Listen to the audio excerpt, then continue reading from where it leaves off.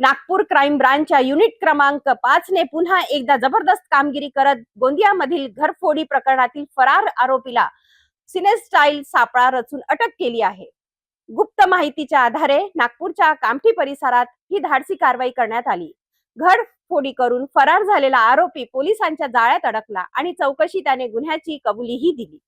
नेमकं काय आहे संपूर्ण प्रकरण पाहूया रिपोर्ट मधून। 15 मेच्या रात्रीपासून 16 मेच्या पहाटेपर्यंत गोंदिया शहरातील BSNL कार्यालयाजवळील सिव्हिल लाईन परिसरात एका घरात मोठी घरफोडी झाली होती। या घटनेमुळे परिसरात भीतीचं वातावरण निर्माण झालं होतं। गुन्ह्यानंतर आरोपी फरार झाला होता। दरम्यान गोंदिया शहर पोलिसांना माहिती मिळाली की या घरफोडीतील संशयित आरोपी नागपूरमध्ये लपून बसला आहे।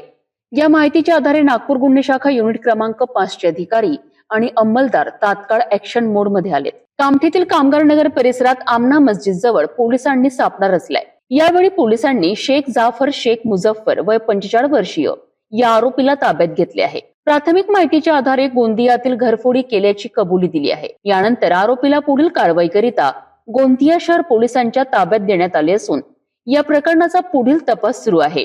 ही कारवाई अप्पर पोलीस आयुक्त वसंत परदेशी, पोलीस उपायुक्त राहुल माकणीकर आणि सहाय्यक पोलीस आयुक्त अभिजित पाटील यांच्या मार्गदर्शनाखाली करण्यात आली आहे। पोलीस निरीक्षक विनायक गोल्हे, उपनिरीक्षक विशाल सांगोडे यांच्यासह गुन्हे शाखेच्या पथकाने ही यशस्वी कारवाई केली आहे।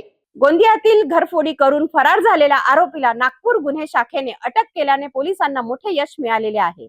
सध्या आरोपीकडे अधिक चौकशी सुरू असून या प्रकरणात आणखीन धक्कादायक खुलासे होण्याची शक्यता व्यक्त केली जात आहे।